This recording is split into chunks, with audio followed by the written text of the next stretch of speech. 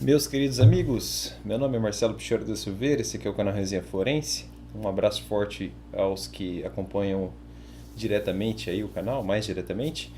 É, Chegou, afinal de contas, a minha suma teológica do Santo Tomás de Aquino. Fazia tempo que eu queria, encontrei uma boa promoção na Amazon e comprei toda a suma. Ai, tá aqui, ó, bonita pra caramba, é, dividida nas suas questões, e eu pretendo fazer disso aqui uma oração matinal, de modo que eu possa até postar mais diretamente alguns vídeos, não de dogmática jurídica, mas sim de filosofia cristã e de teologia. Também de brinde, digamos assim, veio a Suma contra os Gentios, que vai ficar para depois, eu não vou conseguir ler agora, mas lerei com o maior prazer. E a Suma, para quem não sabe, eu até demorei um pouco para entender isso aqui, tá? Ela é dividida em três partes. Essa aqui, por exemplo, é a última parte. A primeira tem 119 questões. Ele divide o livro em questões, né? Cada questão tem artigos. E ele inicia os artigos, ou as questões, melhor dizendo, fazendo uma pergunta ou colocando um ponto para reflexão. Aí, por exemplo, se Deus existe, e ele divide a questão em artigos e ele começa sempre com os argumentos contrários. Então ele vai falar, olha, Deus não existe por causa disso, o fulano diz assim assado. Quando ele fala o filósofo, ele quer se referir a Aristóteles, e assim por diante. E no final, ele dá uma solução, digamos assim, ele traz uma solução do ponto de vista católico, para rebater as questões inicialmente colocadas pelos seus adversários intelectuais, digamos assim. Claro, adversário aqui não no sentido de inimigo, mas de opositor de ideia. E ele passa toda a obra assim nessa dialética de cariz aristotélico. Não custa lembrar que ele se valeu muito de Aristóteles, né? Ele era muito conhecedor de Aristóteles, ele morou numa região que lhe permitiu conhecer várias línguas. Evidentemente ele dominava o latim, também dominava o grego, e ele teve acesso direto às obras do Aristóteles.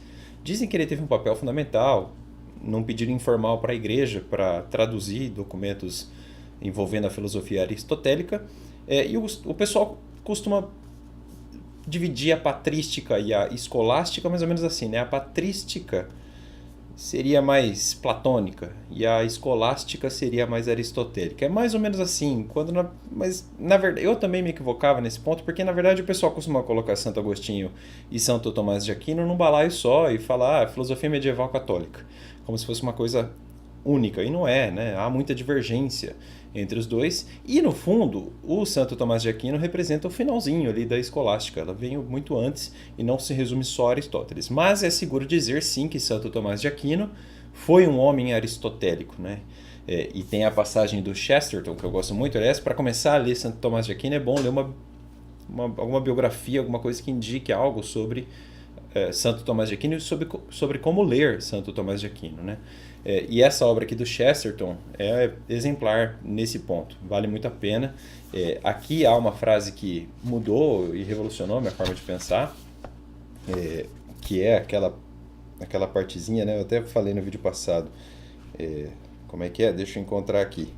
Eu separei outra parte para ler, para diferenciar as balizas centrais de Santo Tomás de Aquino e de Santo Agostinho. Mas ele fala aqui, o Chesterton, Santo Tomás não reconciliou, desculpe, Cristo com Aristóteles, reconciliou Aristóteles com Cristo. Essa é a premissa central para você entender a Suma. E a Suma traz um linguajar que você precisa tomar algum cuidado para ler. Se você conhece bem a filosofia clássica, fica mais fácil. Eu vou utilizar um dicionário de filosofia e também as obras do Giovanni Reale e do Darren Tisser, que estão aqui, além da filosofia do direito de Miguel Reale, que, embora não fale muito da filosofia tomista, serve para entender um pouco a filosofia clássica.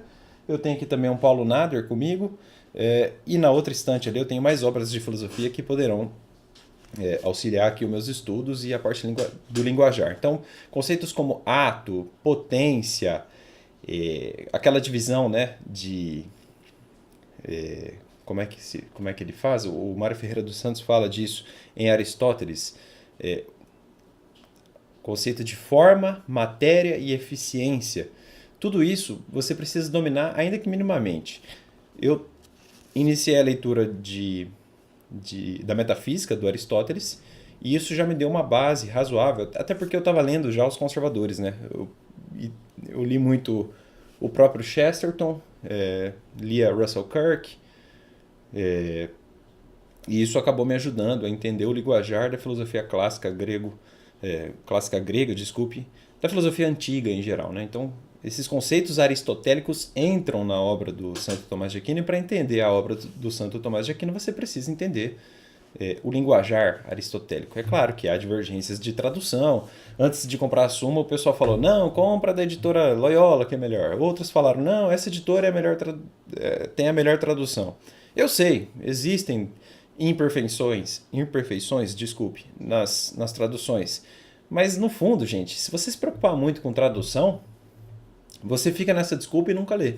Então eu prefiro ler, ainda que eu me equivoque em algum ponto, eu prefiro ler para daqui a algum tempo sanear um problema pontual aqui e ali, sabe? Melhor esquece um pouco esse problema de tradução e lê. Não, tem que ter a edição bilíngue, que tem que ter latim. Pô, mas espera aí, eu nem falo latim, né? Não sei nem, sabe? Eu ainda quero estudar latim, mas não dá tempo.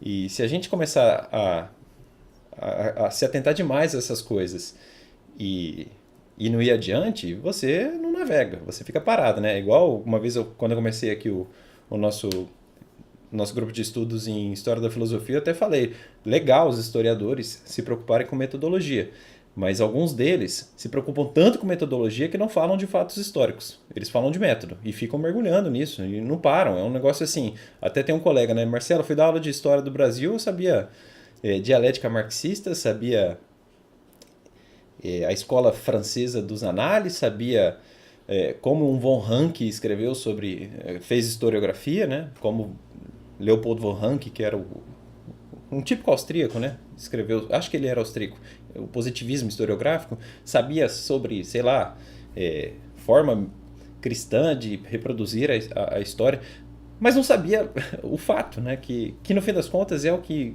importa. É como eu falo, né? O cara fica tão preocupado com uma coisa rarefeita, né? Com algo no estado gasoso, digamos assim, que está no ar, que ele fica longe do que lhe interessa, de fato, que é o líquido, né?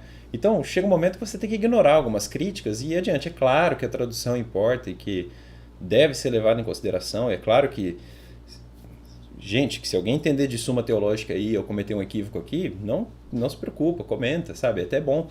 Mas se você não lê, não for adiante, você nunca vai ler e vai ficar falando, existe um problema de tradução, tá? Mas você nem leu a obra, sabe? Vai se preocupar com tradução antes de ler a obra. Não faz muito sentido. De modo que pelo preço, eu acabei levando essa Suma aqui da editora Ecclesiae, e a tradução é deixe-me ver, Alexandre Correia, que me falaram que é uma tradução segura, mas sinceramente, não me importa isso agora. Eu pretendo fazer um vídeo para cada questão, eu acho que nesse ritmo que eu quero fazer, eu leio a Suma aí com vocês em 1 ano e meio, 2 anos. Não é uma preocupação muito acadêmica, é claro que disso eu acabo extraindo os pontos centrais da filosofia cristã e também do pensamento tomista, né? Mas isso serve mais como uma gasolina espiritual, digamos assim. Além de Santo Tomás de Aquino dar alguns conselhos de vida, né? Nesse ponto ele era muito importante. E é engraçado que a Suma foi escrita para os iniciantes da época, né? No século XIII. E aí você vê a diferença de formação intelectual. Eu tenho muita dificuldade de ler a Suma. Mas os homens daquela época estudavam aquilo, né? O trivium, o quadrivium, coisa e tal. Eles não ficavam muito em especificidades da imanência, né? Por exemplo, para adaptar isso hoje, direito eletrônico, direito ambiental, né? Direito deportivo, né? Do desporto, direito do não sei o que, sabe? Você começa a reduzir objetos minúsculos em especialidades intensas para pequenos objetos, né? O Flávio Morgenstern até brinca, né? O sujeito é, por exemplo, especialista em Estado laico. Pô, existe uma faculdade de Estado laico? Que história é essa? Não, é melhor você reduzir em conhecimentos gerais e mais abstratos, com conhecimentos mais amplos, né? E os homens daquela época estudavam retórica, estudavam arte, estudavam literatura, estudavam lógica, estudavam ciências matemáticas.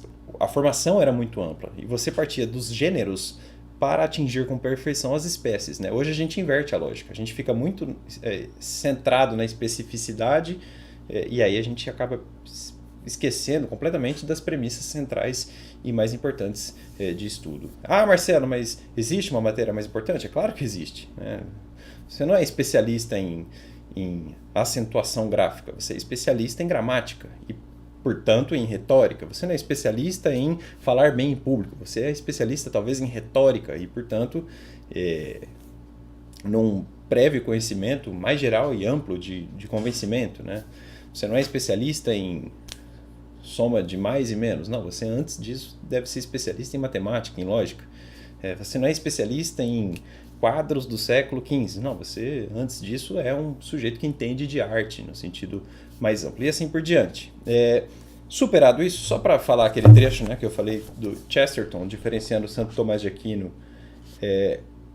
e Santo Agostinho, o trecho que eu separei é esse aqui. Só um segundinho.